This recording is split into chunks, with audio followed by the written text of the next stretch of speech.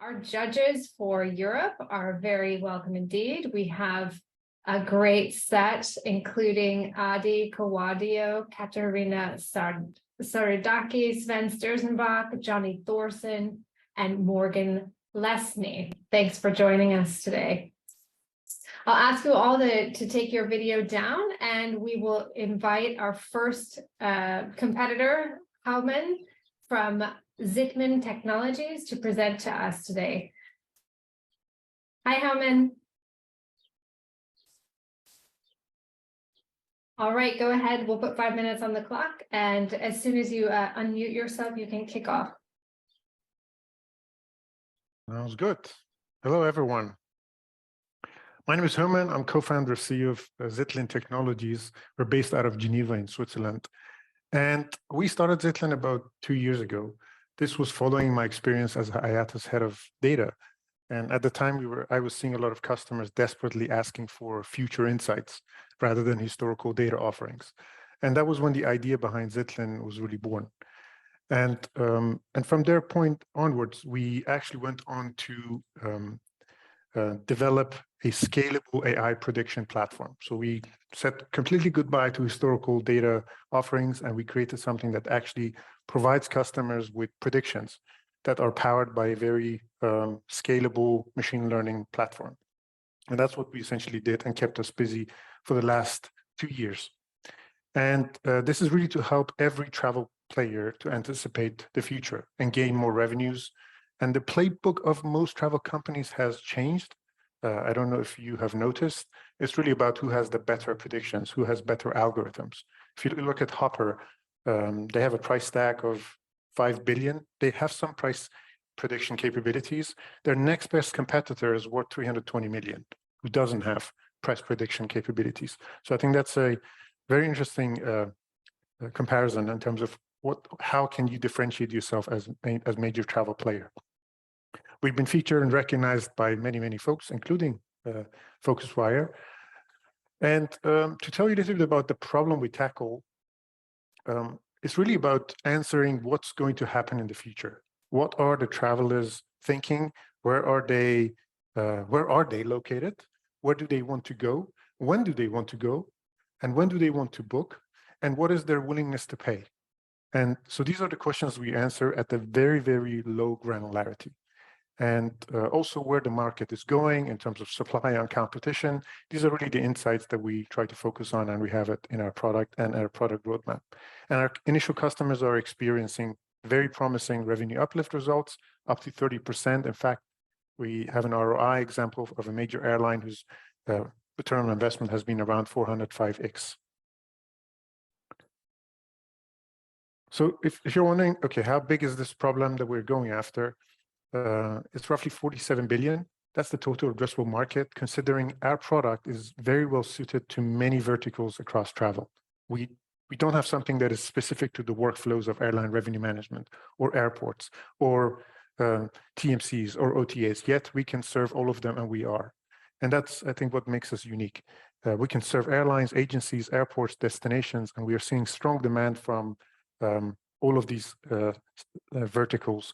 And most recently, we have also started expanding to engage destinations and DMOs, and we are very close with closing actually one of the biggest destinations in the world. And continuing, I want to tell you a little bit about our product and at a very high level. Our product is a subscription-based prediction service. It's available through Batch Cloud Access and soon our customer API. Through its configurations, it can tailor to any customer without us needing to do any customization. So that's, I know it sounds almost too good to be true, but that's essentially how we have designed our product and how we've developed our technology. You can get customer, market, competitor insights at the granularity of origin destination pairs for the next 12 months, both for booking as well as travel window. And I think that's what makes it unique and really hard to find across, let's say, the travel tech ecosystem. Moving on, one of the big impact areas and use case is really the ability to get market growth and market size predictions and really derive the predicted willingness to pay and competition intensity between two location pairs, origin-destination pairs. And this is critical, and it feeds into many, many different use cases in airlines, revenue management, airport revenue generation, route marketing, route development, destination promotion, and so on and so forth. Personalized content, fintech products for OTAs, and so on. And of course, accuracy plays a key role. Actually, on the window on the right-hand side below, there's a plot that shows you our accuracy, how it has been for one of the city pairs we're predicting for multiple customers. Actually, this is a key one, London, New York. And you can see the orange one is really what actually happened, and the purple ones are what we predicted. And we are very, very nicely within the 68% probability interval, and in fact, very close to the mean of their prediction. And this is even more unique because we know that back in September last year, everybody thought there would be like a doom scenario. Q1 2023 would be like super crap, but it didn't actually end up being that crap. Moving on. Houman, we're going to have to wrap up. You're out of time, but maybe we can make up some of the some of your comments during the questions with the judges. All right. So if you could take your presentation down. Adi, looks like you have a question. If you could present it to Houman, we'll start the clock. Thank you. Hi, Houman. Can you hear me well? Yes, I can. Good to see you again. Excellent. Yeah, likewise. Two questions in one. First question is, obviously you're updating your model with different data sources, and as you said, frequently. But then my question would be, what is actually your data source, to make those predictions? Are you scrapping data from the internet, or are you licensing data from GDSs, from various sources? So what are the data source? First question. And then second, you mentioned basically a customer that had a significant ROI. Is it a paid customer, or is it just a POC basically? So what is your traction? Thank you. That was good. So the first question about data sources, that's a trade secret of the company, so I can't really delve into the exact data sources, but what I can tell you is that we license data, and we license it from individual companies, so let's say MetaSearch, OTA, and we license it from consolidators, and we license it from also companies that are outside of travel, because the data sets we license some are in travel, some are outside of travel and have nothing to do with travel, some are related to macroeconomics. So it really differs. And we try to, for the same data set, have multiple sources so we can compare and we can see the differences and ensure there is high data integrity. Today, we have global coverage. We can do anywhere to anywhere without problem. Your question about the ROI example, that was a paid customer. That is a paid customer. Okay, next question, Johnny, looks like you might have one. Yeah, so very interesting area, and there's a number of companies playing in this space. So what would you say is your USP here compared to the others that are providing prediction capabilities for you? That's a very good question. We don't think there's really any competitors out there. We see companies that are selling historical data or are doing estimated predictions. There's really no company that is doing it the way we think is the proper way.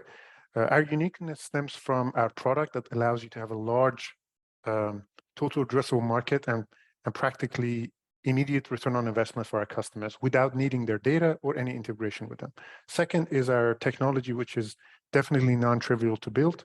It has a lot of very, very complex components in terms of optimization, more so because we have to do it for many, many origin destination pairs.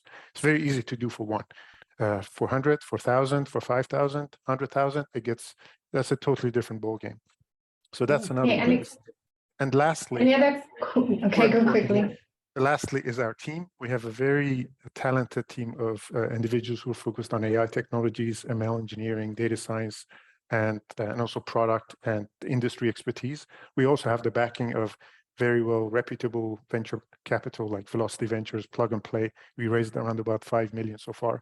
And we have the backing of some individual private industry leaders. For example, Kurt Eckert, CEO of Sabre, Julia Zattel, former president of Amadeus, Elias Merat, MD at Certares. So I think that makes us really well positioned to lead this space. Okay, thanks very much. That will wrap our questions for this section. Thanks, judges. If I could also ask that you take your videos down, and then after the next presenter, we can bring you all back up. So welcoming Pablo Castillo from Chain for Travel. Pablo, if you could bring your presentation up, and we'll kick you off as soon as you start speaking. Please unmute yourself, and we'll put 5 minutes on the clock. You're good to go. Hello, everybody. My name is Pablo Castillo. I am co-founder and CTO of Chain for Travel, and we have built the first touristic blockchain in the world. Its name is Camino. Camino is Spanish and means new ways or pathways, and we believe that the travel industry actually stands a little bit at a crossway. I mean, looking at the state of the travel technology in our space, really not looking at the specific vertical, but all the verticals, we see actually that we have done a pretty good job in the past decades, I would say, to build shiny front ends and applications, but in the back, so in the backend systems, we are still working with APIs and systems and protocols who are older than I am, and I'm already 43 years old. So we have a lot of issues, ranging from fragmented technology, which hinders companies to scale internationally, legacy systems, which has been even accentuated through Corona, because during Corona, a lot of companies were not able to innovate because the cash flow was missing, or even worse, people in the IT department went missing. So also payment, one of the classical payment costs, one of the pain points we have. And overall, it's a lot of handshakes, and it's getting more and more complex to maintain this world. So when me and my co-founder set out to solve some of these issues, we had a look at different kinds of technologies and stumbled actually upon blockchain technologies. Why blockchain? I mean, blockchain on the one hand side is a very collaborative technology. We have created, based on blockchain, an open source platform, which is called Camino, and which is live since last month. The nice thing about blockchain technology is you can run any kind of transactions on it. So it's very agnostic. It's not fixed on a specific vertical like airline or hotel industry, but anything can be a transaction. The only difference is the metadata changes. What we decided to do is to create a known blockchain, because we saw that most of the blockchains in the space, there are many like Ethereum, Phantom, Avalanche, and so on, are not fit for the travel industry. So what we did is to fork one of the blockchains and decided to make it travel specific, and only industry players can be part of this blockchain. So every participant is KYB'd. There's no 13 years old gaming PC kiddo joining the network. So they are all vetted companies, and every company has exactly the same stake. So meaning as well, it's a very democratic system. This is to avoid that companies with deep pockets can have actually a higher stake in the network itself. Since start, so we founded the company in December 21, we have amassed 140 different companies across all travel verticals. So we work with airlines like Lufthansa Group, with airports like Fraport, who operate 31 airports, the big tour operators in Europe like TUI, Der Touristik, Alpe Tours, and so on, and many other vertical players as well. Our aim is actually that Camino is an open network for all, which comprises the travel industry. The use cases those companies you just saw are building on Camino right now range from trading platforms. So basically leveraging one of the big advantages of blockchain technology, which allows you as a customer, if you have bought something, also to transfer this kind of bookings, to settlement solutions, exploring cheaper payment solutions, and also playing around with loyalty and wallet rates. We also have companies, for instance, looking into sustainability. I mean, sustainability is one of the key use case or strategic positions of all of our travel companies. And problem there is a lot of companies do greenwashing. So you don't know if the money really arrives at the project you have selected. And here, basically, you can use the traceability of the blockchain to really check if the climate compensation has been fulfilled or not.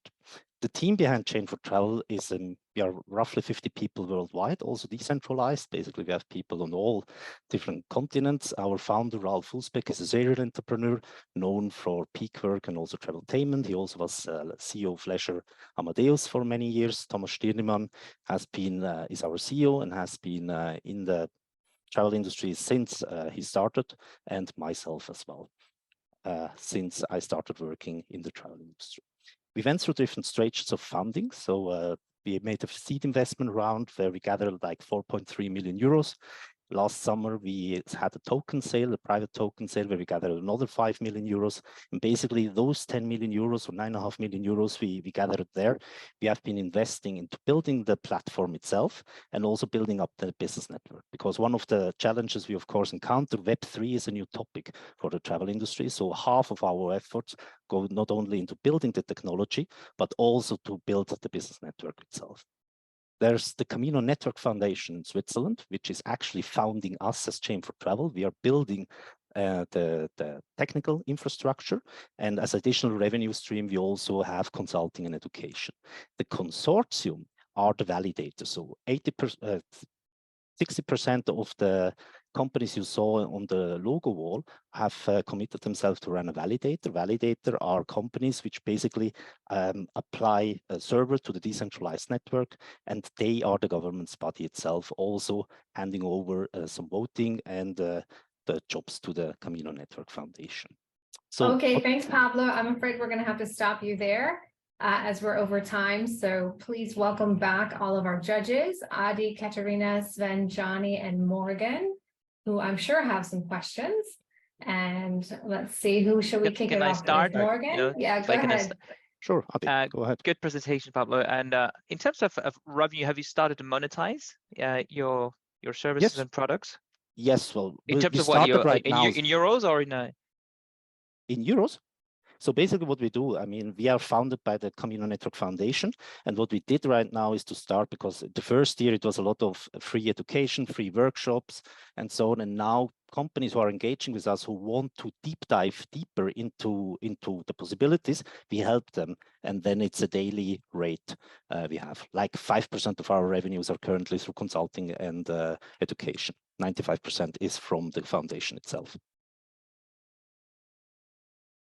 Katerina, do you have a question? Sven? No, I was thinking like, how can you monetize already, and what is like the outlook there? How will you generate revenues from Chain for Travel itself, or how will you fund the project in the future? So currently, as said, our main income stream is the foundation itself. We have a multi-year contract with them, which is also funding us for the next 3 years.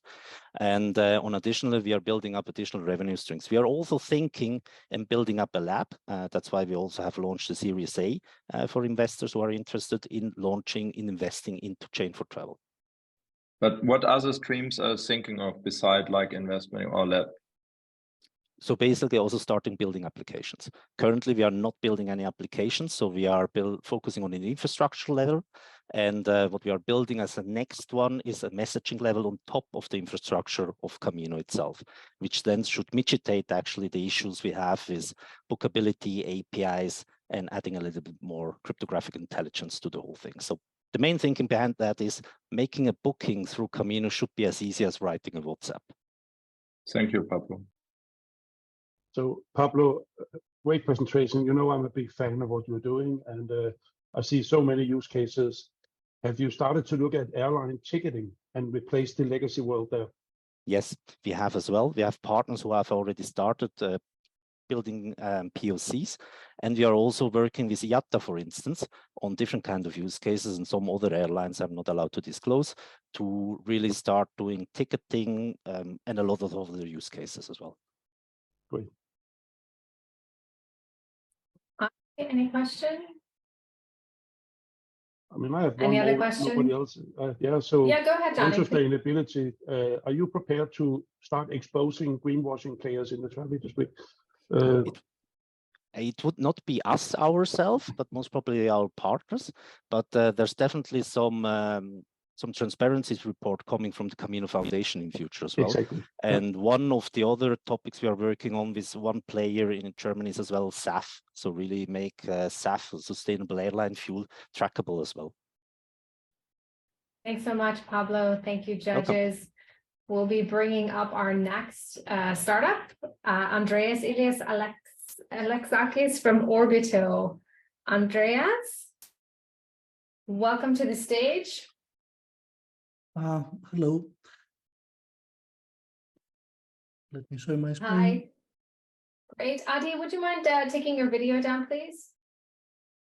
Thanks very much. Okay, if you could bring your presentation up, Andreas, then we'll put 5 minutes on the timer. And as soon as you're ready and start speaking, we will start the timer and begin your 5 minutes. Okay. So, hello from Athens, Greece. My name is Andreas-Ilias Alexakis, and I'm the CEO and founder of Orbito Travel. Before I start my presentation, I would like to ask you to think of the very last time that you checked whether there is a restroom on the venue that you would like to visit. Most probably, you cannot ring a bell because most of us never check whether there is a restroom, and we take it for granted. Unfortunately, for the target group to which we address our services, not only do they think that they need to check whether there is an accessible restroom, but on top of it, they have 20 or 30 more questions just to decide whether they can finally visit the venue or not. Can you imagine how much more complicated this becomes when they need to plan an entire trip? This process might take up to 6 months, and in most of the cases, even if they complete the design of the trip, they feel anxious whether they will get what they paid for when they reach the destination. Orbito Travel is an end-to-end online travel marketplace exclusively addressed to people in a wheelchair. And we have grouped all the services into 6 categories, including how to get to the destination, where to stay, what to do, where to eat and drink, how to move around, and value-added services which are exclusively designed for people with mobility challenges. Our primary target group is 8.5 million users in Europe and the States, and the secondary, which all are in a wheelchair, and the secondary target group is 44 million senior citizens. Just these 8.5 million users, which is considered to be a niche market, they generate approximately $60 billion on annual basis just for their travel expenses in the States. The common area between the primary and the secondary target group is this 88% dissatisfaction rate, which notes that they are not satisfied by the level of services that they are informed and they get when they reach the destination. We have 4 unique selling points. The first one is the personalized results. The second one is that for every single venue that we include in our platform, we go on site, take the measurements, and produce an online virtual tour. We follow the accessible chain needs, meaning that we have from A to Z all the services which are needed. The users add all the services of their own interest in the shopping cart, and they complete them in a single credit card transaction. Finally, we undertake the control of their trip in terms of handling all the paperwork and checking them regularly in order to make sure that everything is fine. In terms of competition, we have 2 major competitors online. The first one is WiT based in the States, and the second one is Handiscover based in Sweden, both of which focus their attention just to solve the accommodation problem. Our business model is based on commission. We apply no markups. We set up our own direct supply network, and we have 2 channels, B2C, which is addressed to individuals, and B2B, which is mostly addressed to travel agencies. In 2023, we will be having 20 destinations in Europe and Greece, and by the end of 2027, we expect to have reached at least 180 destinations in Greece, in Europe, Middle East, Africa, and the States. We started 11 months ago. We have won 2 awards, 1 in Europe and 1 in Greece. We have integrated more than 213 integrated services, and we plan to go live in June 14th.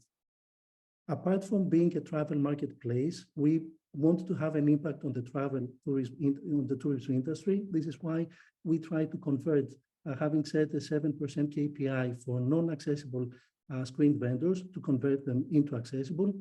At least 1/3 of our onboarded vendors to be trained in terms of accessibility, and release 2 biannual reports in regards to accessibility. 5% of our profit will be given back to the community by donating wheelchairs and subsidizing travel to people who need it.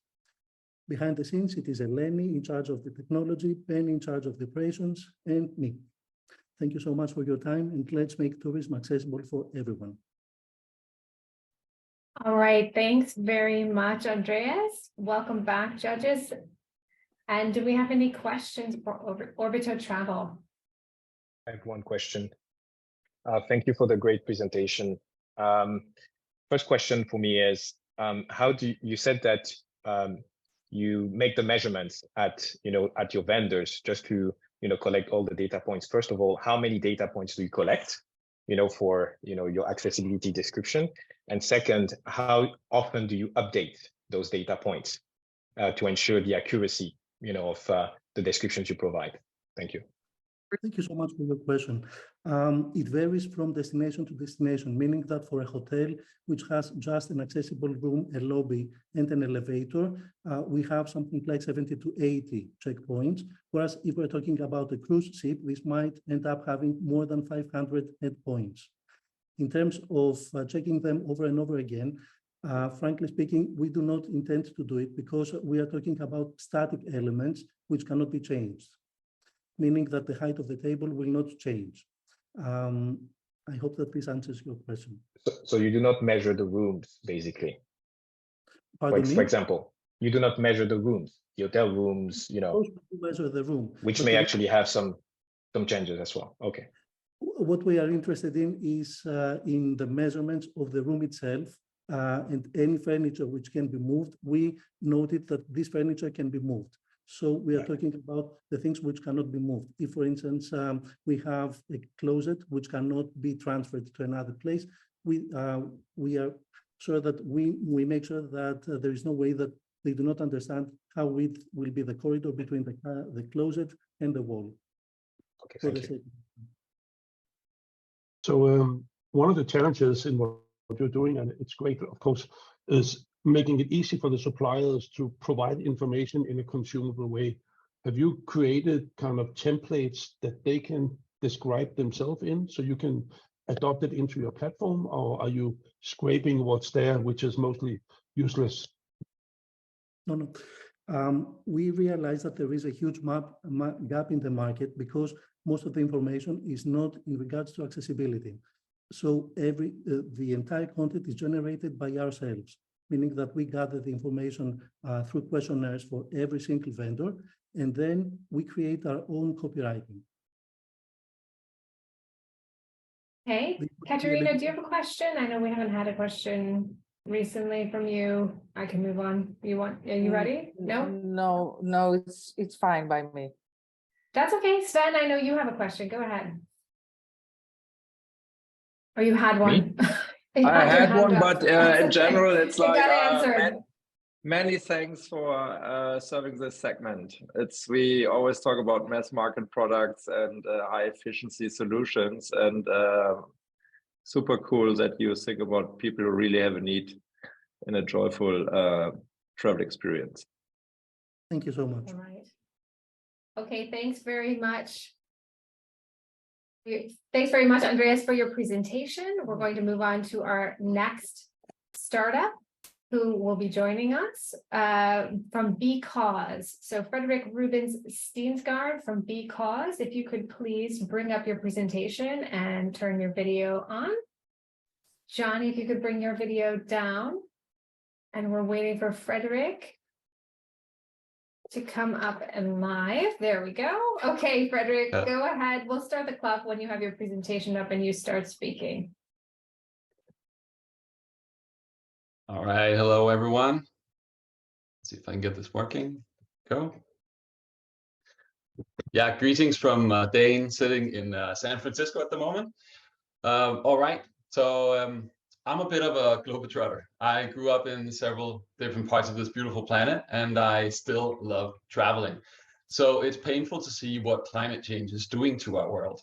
And it frustrates me how sustainability is a massive growing issue for companies to manage, holding them back and costing them fortunes. That's why we founded Because. We want to make sustainability a no-brainer in tourism. So we built a platform to help travel and hospitality companies improve their bottom lines while making a positive real-world impact. $21 billion. That's what ineffective sustainability management today is costing hotels alone every year. They spend 8 billion on just doing the admin and data sharing because that work is becoming insanely complex, fragmented, and yet somehow still manual. Imagine a gazillion spreadsheets, emails, and heavy unconnected systems. This then makes it really hard for them to provide more sustainable options to travelers, despite knowing how that rewards them with 4 times higher conversion rates. So they miss out on 13 billion in revenue also. And hotels are far from alone here. OTAs, certifiers, and all other business partners actually face the same problem and agenda too. So that's what we're fixing for the tourism ecosystem with our AI-powered platform. The Because Hub makes sustainability management flow simpler, faster, and cheaper for not only your own company, but for your stakeholders too. So everyone can make a positive impact on their planet, people, and their profits. Our proprietary technology allows each company to automatically collect complex information from a wide variety of sources, coordinate and transform it using our mapping algorithms, and then communicate and put it to work wherever, however, and whenever you need it, such as live on Booking.com or Expedia too, of course. On top of that, our uniquely large database will allow our AI assistant to make tailored predictions and recommendations for the overburdened managers throughout the industry. This way, we support the fulfillment of all workflows with maximum compliance and minimum human effort in a way that no one else can. As a result, this saves 60% of costs and speeds up the return on new sustainability investments by 6 times, ultimately improving bottom lines with millions of dollars already in year 1.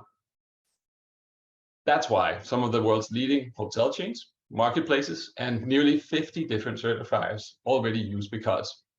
And thanks to network effects, we have built the world's largest live database of 11,000 sustainability certified hotels and flipped our sales funnel so that 100% of conversions in the last 6 months have been inbound based on referrals. Our revenue is therefore growing 18% every month. This quarter will be surpassing 250,000 in annual recurring revenue, yielding strong, scalable unit economics. And we have an incredible opportunity to grow to bigger and bigger markets, capturing the next through synergy with the former. You see, initially we've been strategically focused on OTAs, certifiers, and IOs, because by fixing their problem of optimally sharing sustainability data about hotels and other hospitality establishments, this in turn naturally attracts those too, since the platform in the process gets pre-populated with shared reusable data and interacting partners all assembled in one single place. But none of this would be possible without this world-class team. I have led many million-dollar global enterprise projects to success, and I'm an elected member of the Climate Committee at the Danish Industry Federation. My co-founder Jonas has 15 years of experience with software engineering and complex enterprise system landscapes. Alina and Denny joined Because to solve the pains they personally were facing as heads of sustainability and of finance at corporates and scale-ups. And Jahan Sib is an absolute commercial maestro. Finally, we're supported by investors who've already succeeded with a platform like ours and know the industry intimately, as well as a diverse core team with exactly the right skill sets. So what's next? Well, we just recently raised a pre-seed investment round. However, since we expect an influx of 50,000 more hotels soon to be serviced also, we will be taking steps to ramp up even further this summer. And on this final note, I would now love to talk with you about how we make sustainability a no-brainer in tourism. Thank you very much. That's great. Thanks, Frederik. Nice timing. All right, bringing all the judges back up. That was a great presentation, Frederik. Excellent. Well done. Didn't quite get how you monetize. How much you're charging per hotel? Are you charging per distributor per hotel? Like, if you can. Right. Yeah. So it's a SaaS subscription model, and we're actually fortunate to be able to charge both hotels, certifiers, and OTAs,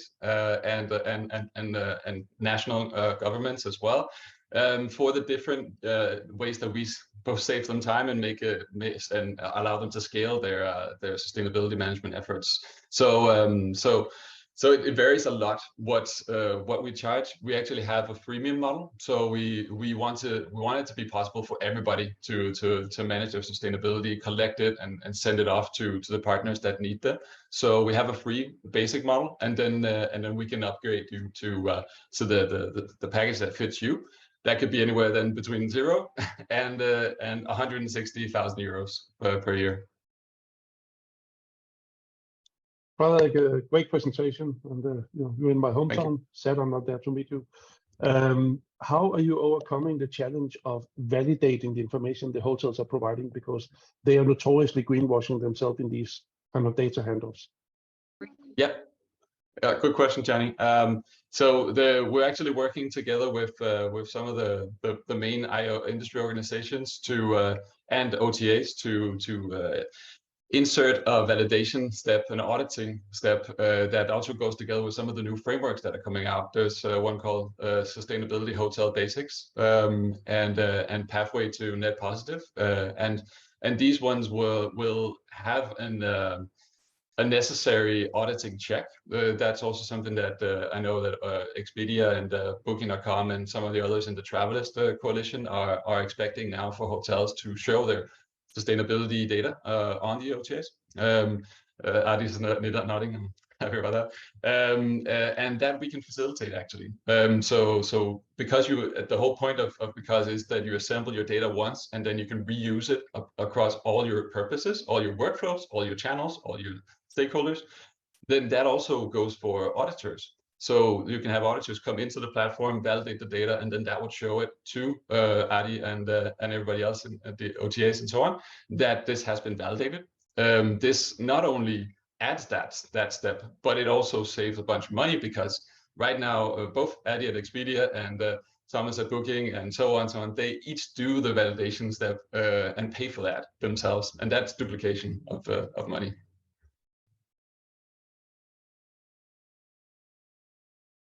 Okay, that's a wrap for questions. I would like to mention to the judges that we did swap the order of Hotelverse and Because, so please be mindful of that when you're marking your scores. Okay, thanks very much, Frederik. Thanks very much. Okay, we're bringing up Alex Barros from Hotelverse. Alex, if you could join us. Okay, Alex, if you can bring your presentation live, we'll put 5 minutes on the clock. And as soon as you're ready to present, the timer will start. Very good. Hello, I'm Alex Barros from Hotelverse, and I want to talk to you about something that every one of you has experienced before. And what we do at Hotelverse is try to create a bridge between Web3 content to Web2 platforms that we have today available. We had a fantastic first year, and we were awarded in over 600 publications, 12 awards, and we've secured investment from Plug and Play as well. So the hotel booking experience hasn't really changed much in the last 20 years. It's not specific, it's not emotional, and it's definitely not authentic. What you buy is not always what you get. So all industries have evolved. If you think about immersive experiences in retail, in shops, and selecting a seat at a stadium at a concert, or also selecting a seat on an airplane, something that we're very used to. When it comes into hotels, it's a completely different experience. So it's a frustrating booking process with literally no power to choose. So therefore, we understand also that not all rooms are the same. I'm currently in Dubai, and these are the differences you can actually get from one room to the other in the same hotel for the same price. And we can all agree that it's a very different experience you can actually get.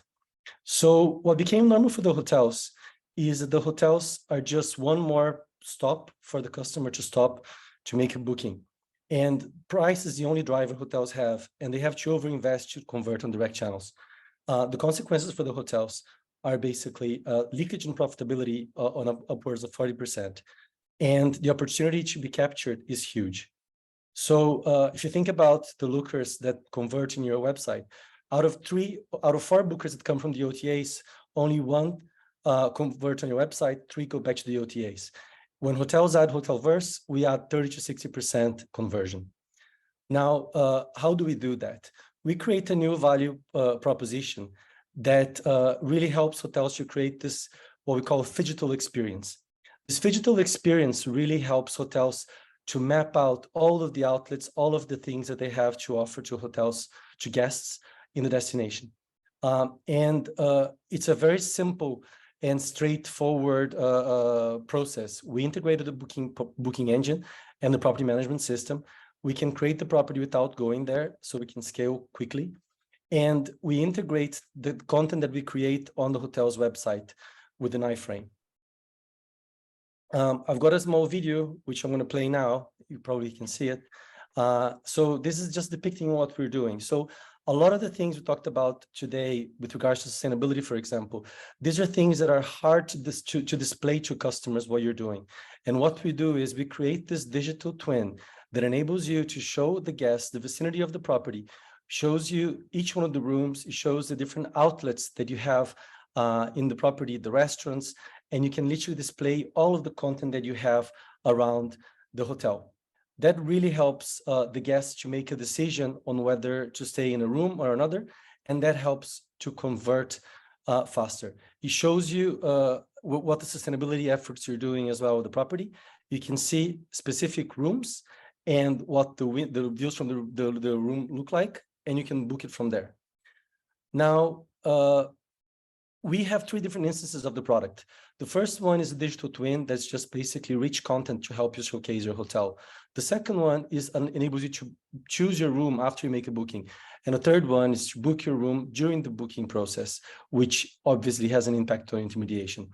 There's a 30 to 60% increase in the conversion rates on the brand.com once you're using a platform. There's a 92% higher customer satisfaction while using a map, and 55% increase on engagement. Now, we have also an impact on helping hotels sell higher room categories up to 30%.